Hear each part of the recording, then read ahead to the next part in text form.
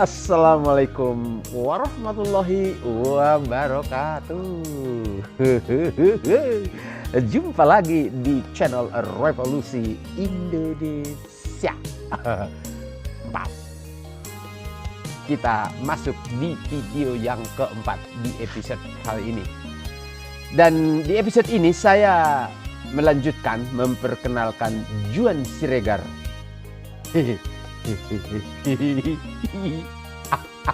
Ya, tahu nggak? Ternyata itu Juan Siregar itu adalah seorang apa coba? Dajjal. Dajjal. Mendengarnya itu apa yang terjadi? Apa yang terlintas di benak? Kalau saya seorang awam ini, itu Dajjal itu adalah makhluk yang melahap segala apa yang di hadapannya, yang menghangus, melenyapkan semua, menghancurkan segala-gala yang ada di hadapannya. Itu yang terlintas di benak saya mendengar Dajjal. Mungkin itu akan mirip-mirip seperti video berikut ini. Kita saksikan.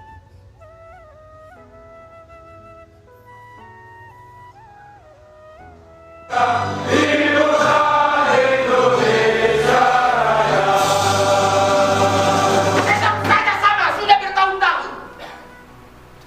Berapa kali kita ada di ruangan ini? Sikap dan perilakumu pada negara sungguh tak pantas. Kau lahir di negeri ini, tumbuh berkembang di bumi persada Nusantara. Kau hidup di Indonesia, dan kelak saat mati, kau pun pasti ingin mati di negeri ini, dimakamkan di negeri ini. Betul tidak? Betul tidak?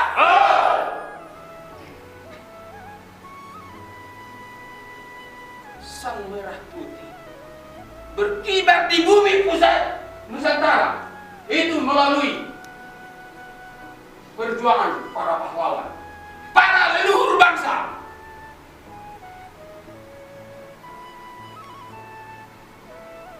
Lautan api, darah mengena sungai, mereka lewati demi sang merah putih bisa berkibar di negeri ini. Sehingga itu bahkan sang merah putih di mata kita menoleh saja tidak.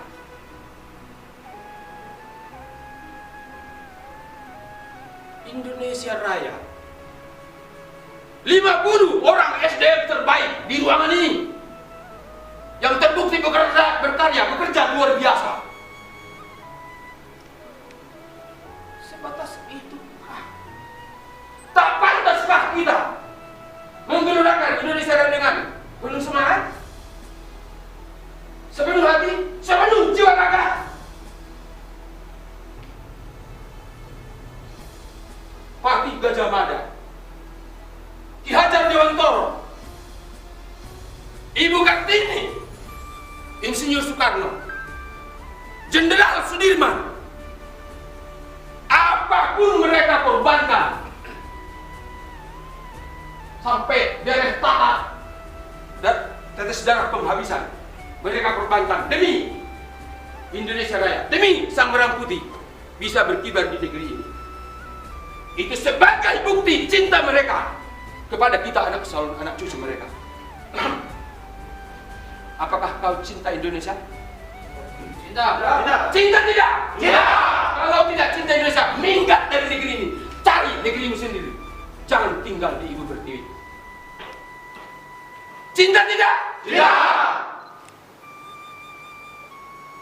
Semua kita kalau ditanya cinta Indonesia, cinta hati terdalam di dalam sana, hati terluka di terdalam, pasti berkata kita juga sama dengan para pahlawan, rela mati demi Indonesia. Betul?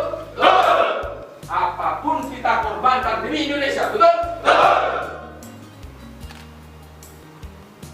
Faktanya perilaku kita tidak sama dengan omongan.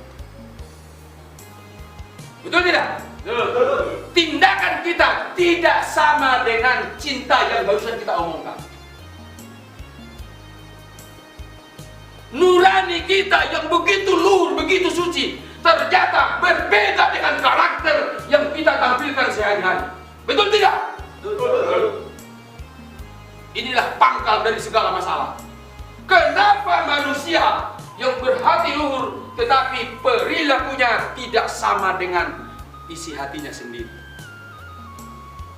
Akibatnya apa? Lahirnya krisis multidimensi. Lebih parah lagi, bagaimana negeri kita itu begitu terpuruk, lemah, tak berdaya. $1 berbanding belasan ribu rupiah. Sungguh memalukan.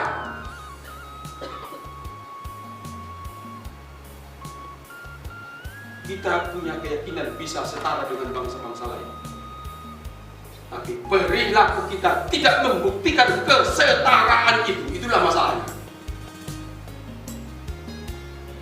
Jangan bersedih, jangan takut. Indonesia pasti bangkit. Indonesia pasti bangkit. Indonesia bangkit. Indonesia pasti bangkit. Indonesia pasti bangkit. Sit down. Kebangkitan Indonesia kita mulai. Bagaimana kita menjadi teladan negeri ini, bahwa melalui karya-karya, melalui prestasi, itu nanti dicontoh semua negeri ini. Berarti kita bisa membangun bangsa kita melebihi bangsa lain. Ya! Universitas Alam Semesta. Fakultas Kehidupan.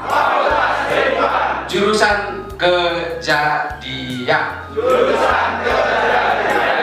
Selama hampir 1 hari penuh kita berdinamika. Saya salut dengan semuanya. Bagaimana ditemukan teori-teori baru, ditemukan cara-cara baru. Wah, berarti kita telah membuktikan apa yang pagi tadi kita lihat pertama kali. Untuk yang di depan saya, balik kanan, gerak. Untuk yang depan saya, serong kanan, gerak. Seluruhnya baca, mulai. Seluruhnya baca, mulai. Sekali lagi, seluruhnya baca, mulai.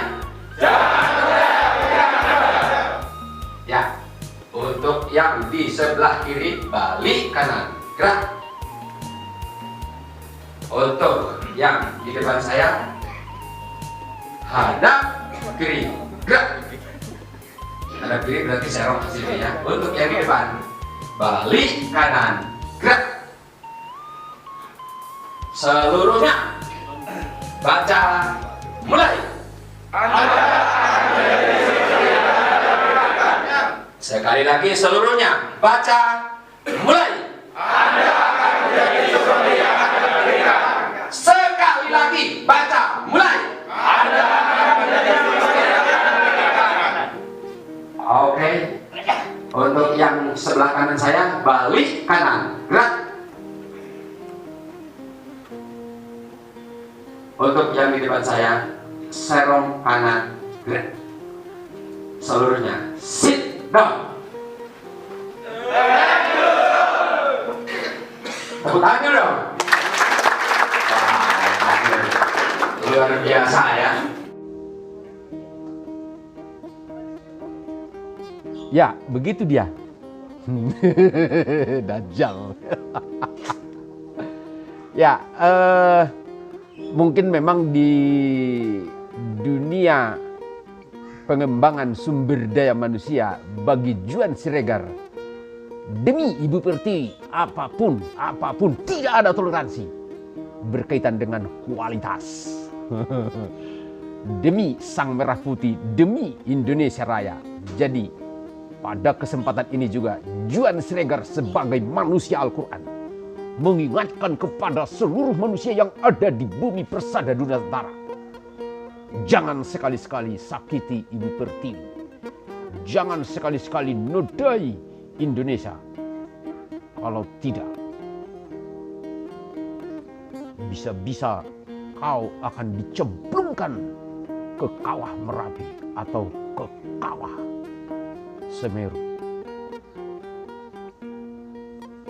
Indonesia, Ibu Pertiwi, adalah darah daging. Indonesia, Ibu Pertiwi, adalah ruh kehidupanku. Saya yakin kita semua, warga negara Indonesia, memiliki rasa cinta yang sama. Mari bela Ibu Pertiwi. Mari wujudkan Ibu Pertiwi menjadi pemimpin dunia. Oke, kita lanjutkan. Dajjal.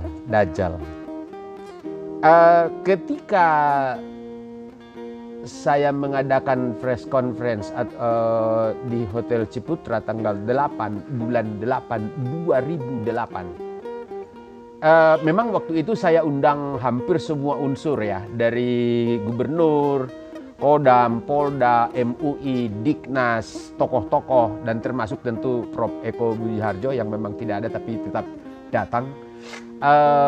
Nah, waktu itu ketika acara selesai, saya itu dihadiahi buku 2 tas oleh MUI. Dan buku-buku itu terima kasih MUI Masjid Baitur Rahman Semarang ya. Terima kasih. Menurut saya luar biasa buku-buku yang diberikan, itu banyak sekali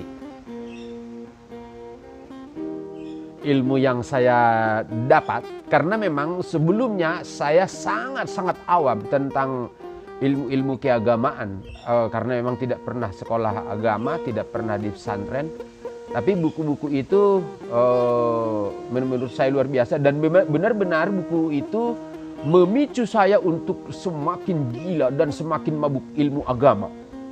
Dan saya ke Gunung Agung, saya ke Merbabu, paling banyak saya beli di Merbabu itu. Pokoknya waktu itu yang ditulis oleh Imam Al-Ghazali, terus Abdul Qadir Jailani, pokoknya yang ada unsur Abdul Qadir Jailani, Al-Ghazali, itu Ihya Ulumuddin, dan apalagi ada ilmu laduni. Pokoknya macam-macam waktu itu saya beli, saya kupas, saya makan semua itu ilmu-ilmunya mereka. Terus ada lagi teman dari Demak, itu saya banyak dikasih buku-buku dari karya-karya Syekh Timur Tengah. Nah, di situ mulai saya mungkin memahami tentang Dajjal itu. Ada 2 yang menurut saya menjadi ciri dan memang kita melihat yang terhubungkan dengan zaman sekarang ini. Yang pertama itu bahwa Dajjal itu buta matanya sebelah kanan.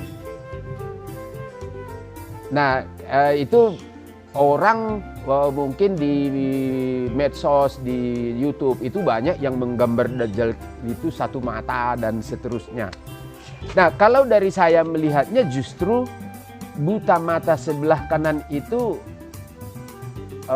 bukanlah dari wujud sosok makhluknya, tetapi dari karakter, sifat, attitude, ataupun mungkin perilaku. Saya lebih melihatnya ke situ. Maksudnya, kalau di zaman Rasulullah itu ada istilah jahiliyah. Jadi kalau di zaman sekarang padanannya ya Dajjal itu. Jadi kalau saya dari akumulasi perilaku manusia yang begitu buruk, seperti jahiliyah, pembunuhan bayi perempuan dan seterusnya. Kalau di zaman sekarang juga bagaimana perilaku anak-anak bangsa, perilaku manusia di seluruh dunia, baik yang berkaitan dengan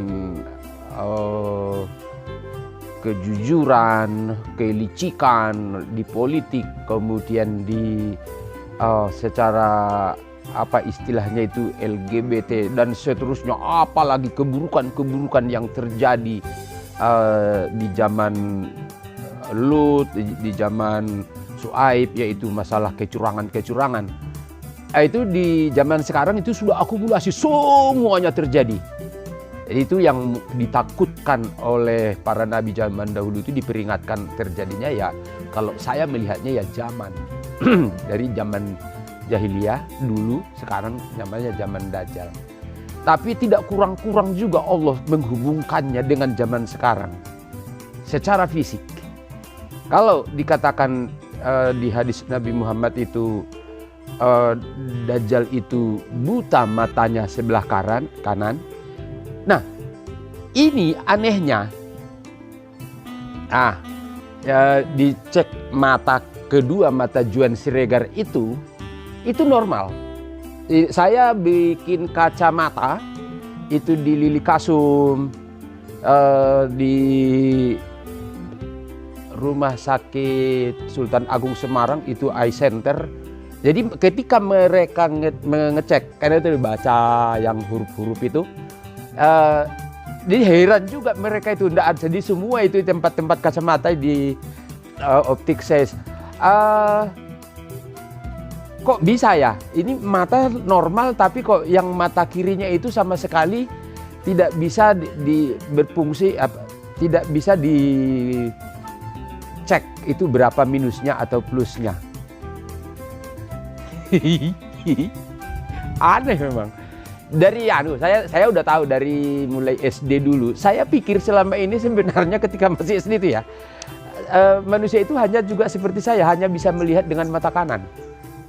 Saya kira semua mata kiri manusia itu seperti saya, tidak berfungsi. Artinya tidak berfungsinya itu, andai saya pergi dari sini perjalanan ke Jakarta, ke Bali, mata kanan ditutup, itu tidak masalah, bisa. Dia berfungsi, dia bisa melihat, dia bisa ya seperti mata umumnya. Tetapi kalau untuk membedakan, dia tidak bisa sama sekali. Andai misalkan, siapa yang paling kita kenal? Ibunda sendiri. Andai ibunda saya lewat di depan, tetapi hanya saya menggunakan mata kiri, saya tidak bisa kenal. Nah, ini mungkin kalau saya lihat hikmahnya adalah Allah ingin mempertunjukkan lewat mata Juan Siregar yang buta sebelah kiri berbalik dengan Dajjal. Dalam pengertian kalau saya hikmahnya adalah bahwa mungkin kalau Dajjal itu di mana semua manusia itu hanya melihat keburukan, melakukan keburukan dan keburukan. Sementara kalau Juan Siregar dari kelihatan mulai masa kecil, dia hanya bisa melihat kebaikan. Baik sangka. Itu saja yang terjadi dalam perjalanan hidupnya. Ini kita bisa lihat ketika masih SD. Sebelum SD, bodoh. Tidak bisa dalam waktu ngaji ya, yang di video-video sebelum, tidak bisa. Tapi dia bersikap positif aja. Rasa dendam itu diwujudkan dengan belajar dan rajin. Akhirnya bisa lebih bagus prestasinya dari mereka-mereka yang sebelumnya lebih pintar. Di sekolah, bahkan tidak diterima, belum waktunya sekolah, suka ikut, akhirnya diterima, bahkan jadi ketua kelas. Dalam kehidupan ini, banyak perilaku teman-teman, mitra yang berperilaku seperti apa, ambil hikmahnya saja. Yang penting kita terus melakukan kebaikan. Dan ini saya lihat bagaimana Allah membuat petunjuk lewat secara fisik. Juan Siregar itu memberitahukan bahwa pemahaman kita umat Islam terutama tentang Dajjal itu ditakutkan seperti apa. Itu menurut saya memang petunjuk dari para nabi zaman dulu untuk adanya zaman Dajjal seperti sekarang. Ayolah mulai sekarang kita hanya melihat sisi baik dari lingkungan orang lain dan ayo berbuat kebaikan. Ya, itu yang pertama itu. Kemudian yang kedua, ada lagi selain buta matanya sebelah kiri di hadis Rasulullah itu, bahwa Dajjal itu membawa 2 sungai. Ini hadis dari Rasulullah yang saya lihat di buku-buku itu. Yang dilihat manusia sebagai air sebenarnya adalah api. Terus yang dilihat manusia sebagai api sebenarnya adalah air segar yang menyejukkan. Nah ini kan berarti kalau di ayat-ayat Al-Quran itu memandang baik pada perbuatan buruk. Nah ini kalau kita lihat dari video yang saya tampilkan tadi itu, apa yang saya tulis, yang kita baca bareng-bareng itu. Jangan percaya pikiran Anda. Kemudian di buku Rahasia Iman pertama yang saya antar ke Istana Negara, ke Quraisy Shihab, ke MUI Istiqlal dan ke sejumlah kiai di mana-mana. Apa? Rahasia Iman. Jangan percaya Al-Qur'an. Jangan percaya Al-Qur'an. Lah itu kan hampir sama seperti yang dilihat manusia air sebenarnya api, yang dilihat manusia api sebenarnya air segar yang menyejukkan. Kelihatannya kan jangan percaya pikiran Anda itu sangat buruk. Tetapi begitu dulu di Surabaya itu sebenarnya berawal dari tulisan saya untuk dipublikasi di media cetak. Judulnya Jangan Percaya Pikiran Anda. Dan isinya saya buat di bawah, memang itu kayak untuk promo lah, tapi berupa tulisan. Bagus isinya, tapi semua teman-teman manajemen itu tidak ada yang terima judul itu. Akhirnya judul diganti tapi isi tetap sama. Saya penasaran. Akhirnya setelah saya pindah ke Semarang, itu justru saya sandingkan, saya seperti di ruang kelas tadi yang di video itu. Jangan percaya pikiran Anda. Terus di sebelah sini, Anda akan menjadi seperti yang Anda pikirkan. Nah itu saya lihat, kalau dikatakan Dajjal itu jadi melihat zaman itu melihat yang buruk-buruk, yang baik-baik itu jadi buruk, seolah-olah buruk, yang buruk itu dianggap baik. Ya itulah yang terjadi zaman sekarang ini. Perbuatan buruk dianggap baik, mulai dari berpakaian, santai-santai, apalagi aduh. Nah, ini saya melihat bagaimana Allah memberi petunjuk menghubungkan dari zaman Nabi itu ke zaman sekarang melalui Juan Siregar. Yaitu yang pertama tadi masalah mata, kemudian masalah pola pikir, sudut pandang, cara berpikir. Yang Juan Siregar itu terlihat buruk, terlihat bahkan seperti manusia Al-Quran itu dianggap itu buruk oleh, seperti diberitakan, seperti dikatakan manusia stres, manusia cari sensasi, hanya dengan istilah manusia Al-Quran. Bukankah itu sesuatu yang baik? Tetapi dianggap buruk. Nah ini kalau saya melihat zaman Dajjal sekarang itu, kita mengarahnya ke sana saja, tidak usah takut secara fisik nanti akan kita dihancurkan oleh Dajjal. Itu menurut saya justru saatnya sekarang kita menghancurkan perilaku Dajjal yang mungkin ada di orang lain ataupun ada dalam diri kita. Jangan biarkan ada keburukan secuil pun dalam diri kita. Kita buat diri kita menjadi baik. Itu gampang. Tulis niat, serahkan kepada Allah. Pasti yang kita lakukan baik semua. Seperti Juan Siregar. Oke. Itu dia. Baik, yang terakhir saya mau mempertunjukkan seperti di layar ini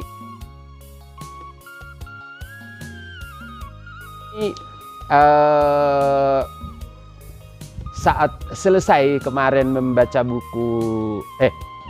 membaca Al-Quranul Karim itu pukul 6.00. Nah, saya mungkin sudah ratusan kali ya seperti itu, selalu jam berapa mulai, kemudian ada yang tercatat berapa ayat, selesai. Ya sudah, selesai aja. Tapi untuk yang kali ini, yaitu ada tantangannya. Apa? Coba lihat, dicermati tanda tangan itu. Di situ ada apa? Ada Allah dua. Allah masih polos, kemudian Allah yang kedua itu apa? Ada bintangnya di atas. Nah, ini juga bagaimana ada tanda tangan, di dalam tanda tangan itu benar-benar ada dua tulisan Allah. Padahal setahu saya dari dahulu kala ya tanda tangan ya begitu. Sebelum tulis buku jauh sebelum tanda tangan memang sudah begitu. Tapi setelah sekarang itu saya melihat hikmahnya adalah bahwa Allah yang pertama yang masih polos itu, ya itulah mungkin ilmu manusia, ilmu kita selama ini dalam melihat Allah, mengenal Allah. Setelah peristiwa pengalaman spiritual yang disiksa neraka, yang diangkat ke langit, dan semua buku ilmu-ilmu yang ditulis di buku, itu menurut saya Allah berkehendak bahwa kita telah mengenal Allah itu lebih sempurna. Seperti ilmu bisikan robbani, berarti manusia itu sudah benar-benar bisa langsung berdialog, berhubungan dengan Allah melalui perantara suara hati atau hati nurani yang memang didewasakan menjadi bisikan robbani. Jadi itu makanya ada Allah, ada bintangnya. Jadi memang bagi saya itu sebagai yang mengalami sendiri, rasanya semuanya kok bisa, mustahil, kenapa begini. Itu untuk saya sendiri yang memang terjadi, mulai dari tanda tangan, tanggal lahir, bulan lahir, itu semua tercatat di Al-Quran. Ada ayat-ayatnya di Al-Quran semuanya. Desa tempat lahir, pintu langit, surga di pintu langit. Nah itu semuanya menurut saya benar-benar saya akhiri ya untuk episode ini, untuk menyampaikan kepada kita seluruh bangsa Indonesia dari semua kalangan bahwa Juan Siregar itu bukan siapa-siapa, tetapi banyak hal yang Allah taburkan petunjuk yang menjadi Juan Siregar itu diberi tugas dan tanggung jawab untuk menyampaikan agama Allah demi mengantarkan bangsa Indonesia menjadi pemimpin dunia, pusat ilmu dan peradaban, dan negara bagai surga. So, ayo bergandeng tangan semuanya. Kita bergotong royong, bersinergi, wujudkan Indonesia kiblat prestasi dunia. Terima kasih. Assalamualaikum warahmatullahi wabarakatuh. Top Markoto. Jayalah Ibu Pertiwiku, Indonesia tercinta. Hui.